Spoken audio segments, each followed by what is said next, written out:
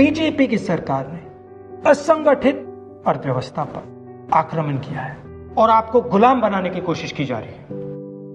2008 में जबरदस्त आर्थिक तूफान आया, पूरी दुनिया में आया, अमेरिका में, जापान में, यूरोप में, चाइना में, सब जगह आया। अमेरिका के बैंक गिर गए, कंपनियां बंद हो गई, एक के बाद एक कंपनी की लाइन लग गई, बंद हो गई। यूरोप के बैंक गिरे, मगर हिंदुस्तान को कुछ नहीं हुआ।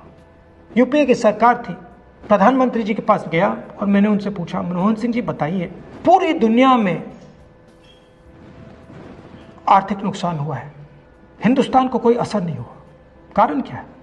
मनमोहन सिंह जी ने कहा, राहुल, अगर हिंदुस्तान की अर्थव्यवस्था को समझना चाहते हो तो यह समझना होगा कि हिंदुस्तान में दो अर्थव्यवस्थाएं हैं।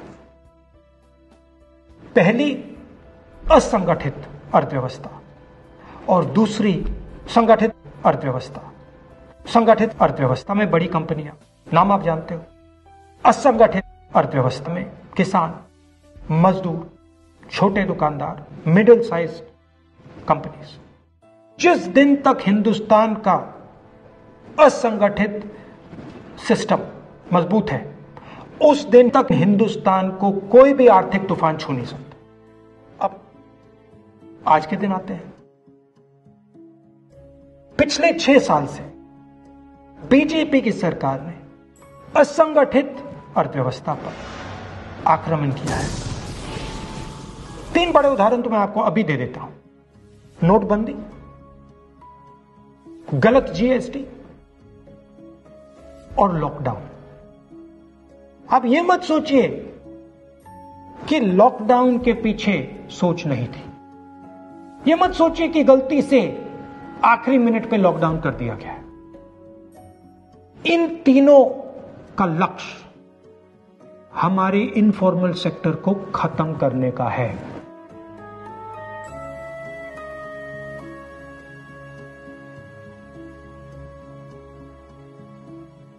प्रधानमंत्री जी को अगर सरकार चलानी है, मीडिया की जरूरत है, मार्केटिंग की जरूरत है।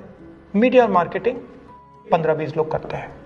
इनफॉर्मल सेक्टर में पैसा है, लाखों करोड़ रुपए, जिसको ये लोग छू नहीं सकते।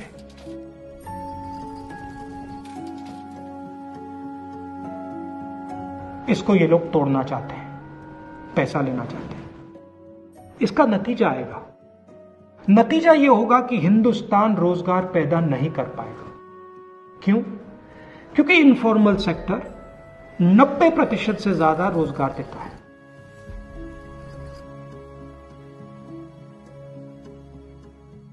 जिस दिन इनफॉर्मल सेक्टर खत्म हो गया, नष्ट हो गया, उस दिन हिंदुस्तान रोजगार पैदा नहीं कर पाएगा।